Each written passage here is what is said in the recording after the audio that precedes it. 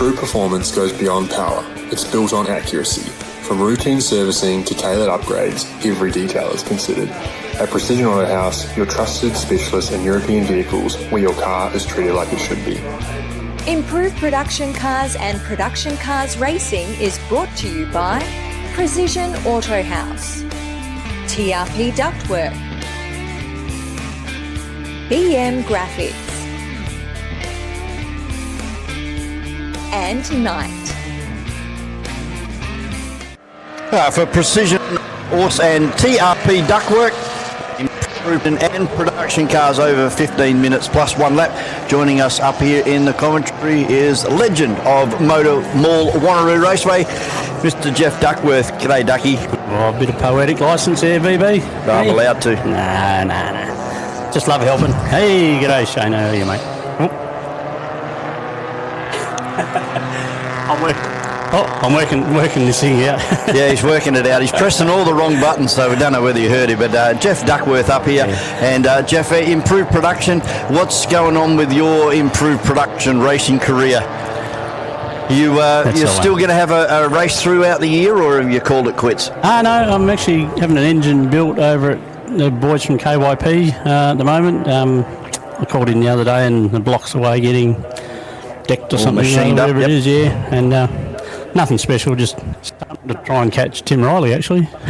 Oh, that'd be good. Give him someone to race with, because it's been pretty boring for him. So, and hopefully we'll get another 1.6 litre one out. Just get out and have a bit of fun. Have a bit of fun. Yeah. Speaking of having fun, Matt Cherry, who went all the way and had so much fun in the previous race that he broke his own existing lap record from 2 years ago.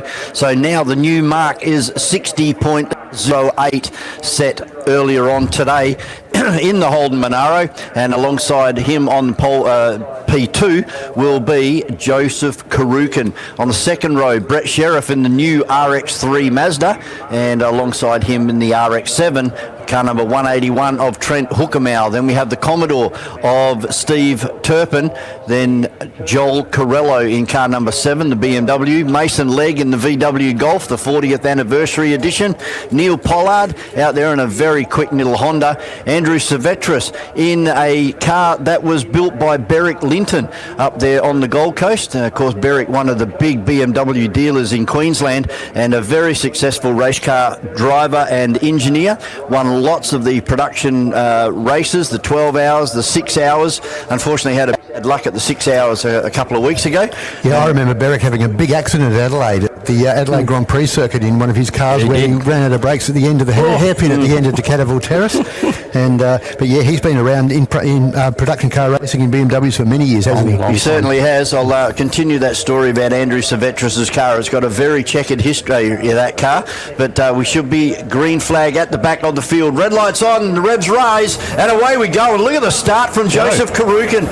WRX Subaru, and he's got 3 or 4 car lengths over Matt Cherry, although Matt wouldn't be too overly fussed about that, because we've got 2 straightaways here at Motormall Wanneroo Raceway, and that 600 horsepower Holden Monaro is just biding its time at the moment. We'll let the WRX have its fun in the sun until we get over to the back section of the racetrack, and we've got one around, and that looks like it may be Andrew Silvestris. Yeah, the car that we were just talking about.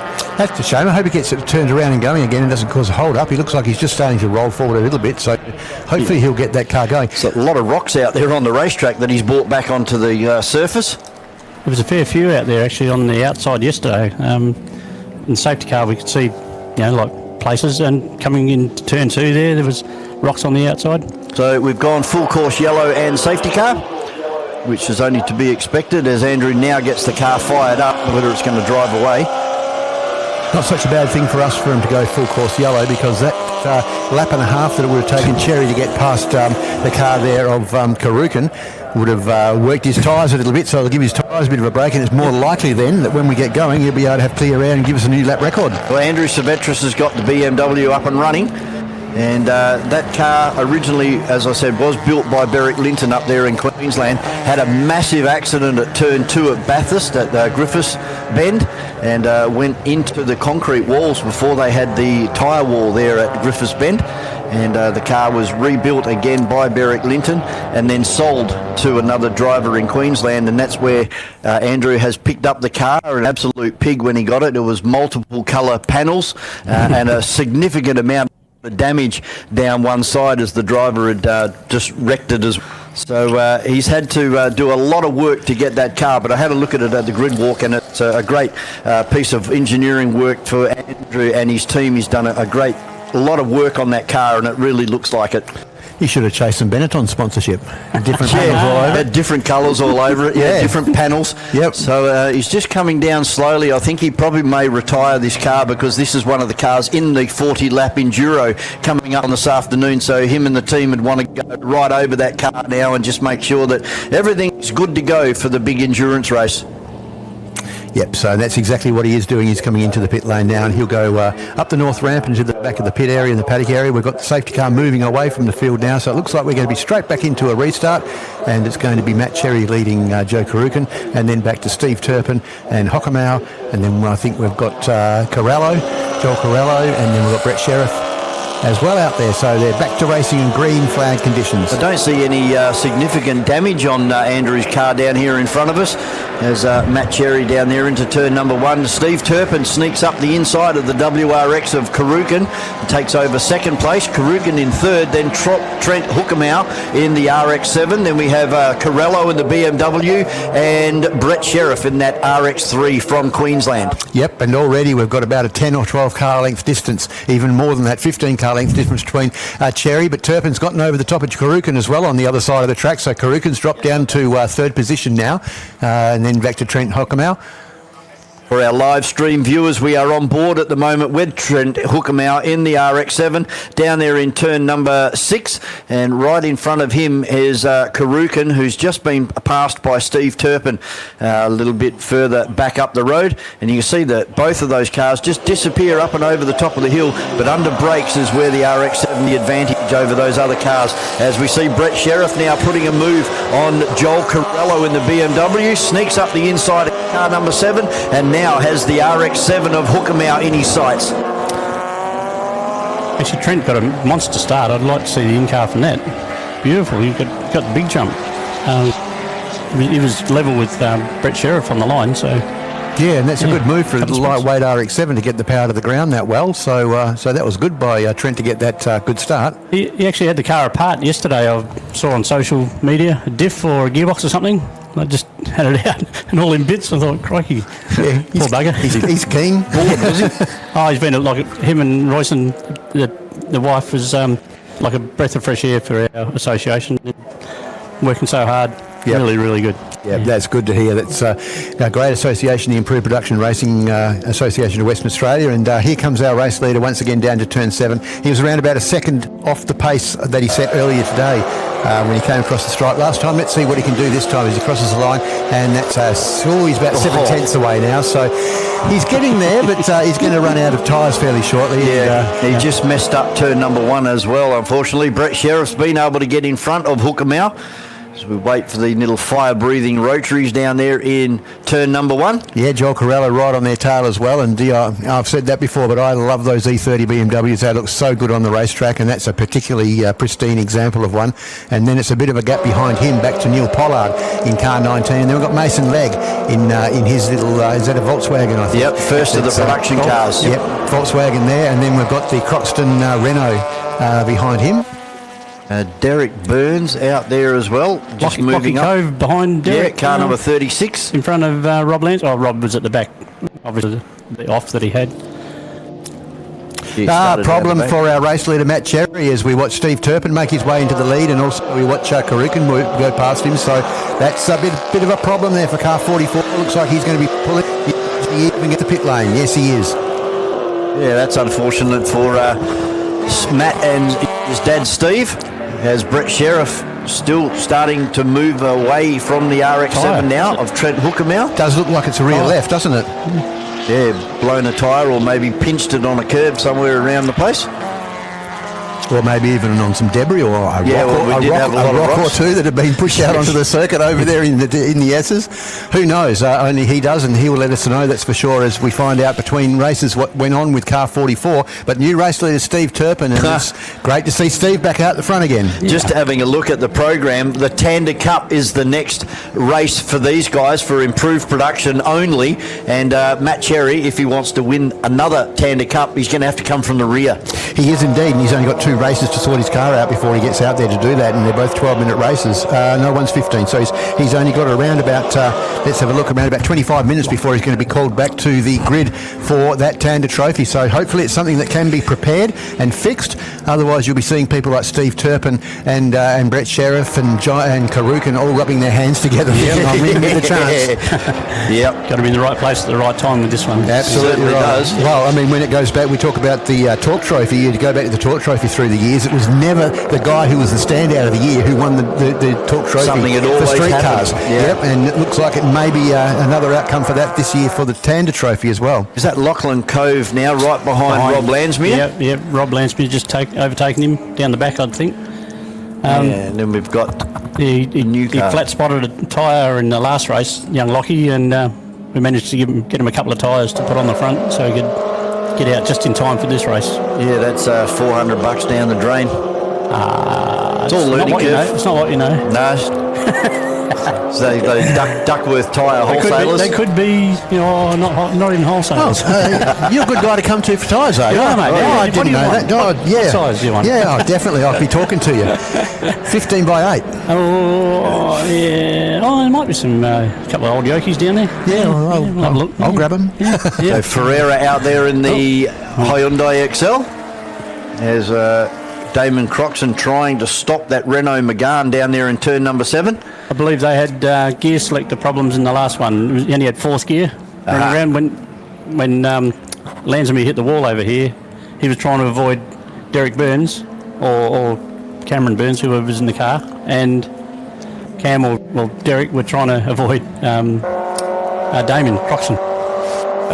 Yeah, poor buggers. Okay. So hopefully they've sorted it out anyway, which is good for their enduro this afternoon. Yeah, 40 laps plus 1, or 40 laps plus 1 lap, or 40 minutes. 40 minutes plus 1 lap, I think. For Precision Auto House, and that'll round off a huge 2 days here of round number 2. Day 2 of the 2026 Motor Racing Championships here for the West Australian Sporting Car Club. Things starting to settle down now, and car number 88 passing under safety car. No, that's not like that's not at all like Tim Riley to do something like that. Yeah, Tim Riley down there in 14th position at the moment, so that's being investigated right now. So there could be a 10 or 20 second penalty coming up here for Tim Riley, who we have on screen at the moment. I'm not sure there's too many under 1600cc IPC cars out there today, so I don't think that's going to affect him greatly. No, it's either unders or overs for the Tanda Trophy we have, under 2 litre, over 2 litre. So just the 2 categories. Okay, but for the championship they have the 4 categories: under 1600, 16 to 2, 2 to 3, and 3 to 6. We keep an eye on Tim Riley's car down here in turn number 7. You'll see it come around the corner up on 3 wheels. I've noticed it's been doing it today. As we hone in on car number 88 and watch that right rear. It's up off the road, saving rubber, as he's got Laurie Whitome behind him now in the RX-8. And blue flag out for some of the slower drivers. And yeah, you can see the amount of debris that's over there in turn number 2 and 3. Yeah.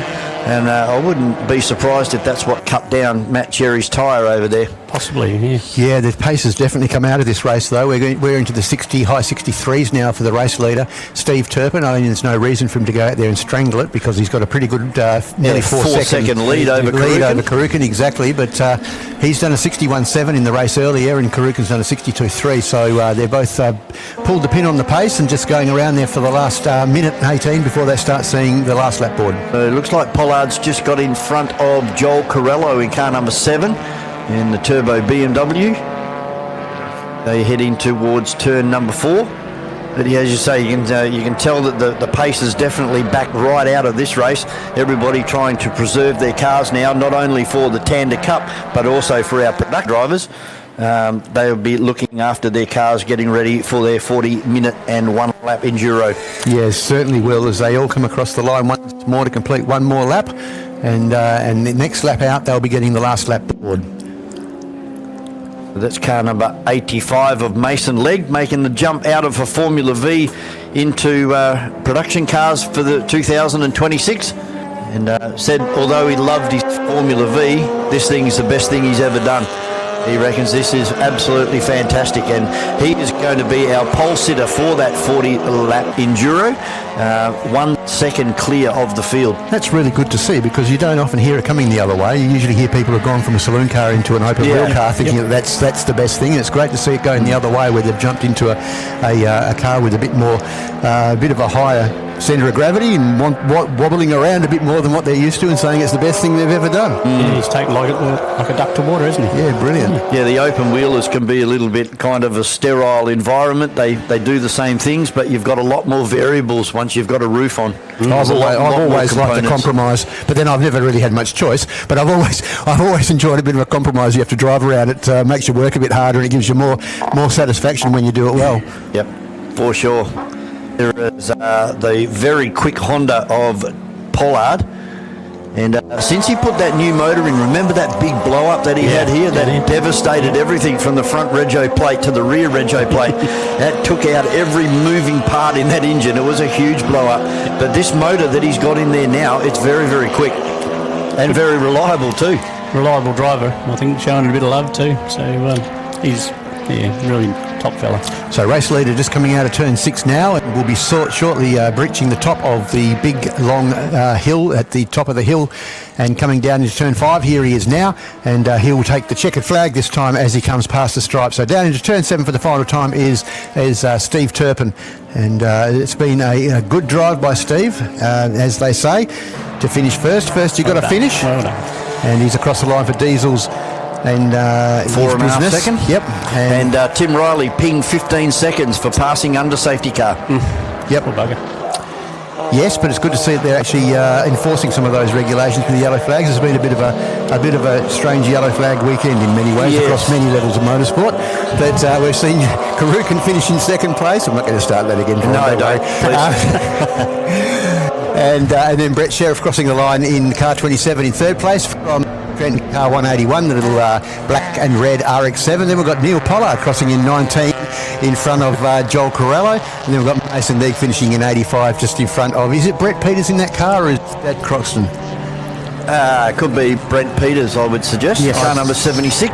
Yes, I think it is. Okay. Because Damon was in the first one. Yep. Brent's in this one, and now it'll go back to Damon. And they'll be sharing, obviously, when they go out for the 40-minute run later in the afternoon. And so great to see Brent Peters having a good result in 8th. Back to Derek Burns in 92, and then Rob Lansmere in 56. Lachlan Cove just crossing the line now in his first run out there in that little XL in the IPCs. And then we've got Gavin Dixon already being lapped, Laurie Whittam, Michael Wood, Tim Riley, Trevina in that really pretty little VS Commodore, the orange and black car, Craig Ferreira, Wesley Lau, and then we've got Andrew Silvestris and Matt Cherry, unfortunately not finishing the event. Andrew actually got back out. Yep. We've just seen the running of the mixed category of production vehicles and improved production. We've got the winner with us right now, Steve Turpin. Steve, congratulations on the win. Yeah, it's a really weird race because it was quite interrupted. How did you manage yourself with your strategy before you started the race? Just go out and try your hardest, mate. Pushed. We had a few dramas in the first race, so fix them, and hopefully it worked. And how's the car producing? I mean, a Commodore, a classic Holden, mate. You've got to be happy with the result with this vehicle. Yeah, it's amazing at the moment, mate. Like, today was supposed to be a testing day, and it just keeps getting better and better. So when you're out in the track with all those disruptions, did you have to change your strategy at all while the race was going on, or just basically gave it the best push you could with the car and just see what the outcome would be? I run my own business, mate. I'm pretty used to distractions. So, it was good. Just head down, bum up, and keep going. And was the competition pretty hot in the track throughout the race? It was Cherry. Something happened to Cherry, so that's a bit unfortunate, but I need to find out. Hopefully he's back next. Well, one less driver to worry about, I suppose. Yeah, he's a big one to worry about too. So you're going to be competing for the Tanda Cup today as well, obviously. So what do you think your chances are for that sort of race, for the outcome of that race? We'll just have to wait and see. I don't want to get too carried away with that. Well, mate, congratulations again. First place as well. Well, truly deserved, especially in a race that was so interrupted. And good luck with the rest of the game. Thanks, mate. Appreciate it. All the best. That's all from us. We're going to go to a quick ad break. Back here, live at Motormall Wanneroo Raceway very soon.